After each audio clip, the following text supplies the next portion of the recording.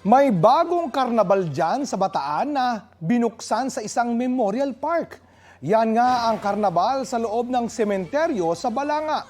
May iba't ibang rides tulad ng roller coaster, Ferris wheel, bump cars at syempre, ang mga classic perya games. May horror house din dyan para sa mga gustong ma-feel ang paparating na Halloween. Karaniwan daw sa mga nakikisaya ay yung mga maagang matapos sa paglilinis at pagbisita sa mga puntod. Balita ko, may tututukan kayo tuwing 10:30 a.m. sa GTV. Alamin ang mahalagang balita at impormasyong dapat nyong malaman sa Balita Ko tuwing Lunes hanggang Biyernes. Mag-subscribe din sa GMA Integrated News sa YouTube.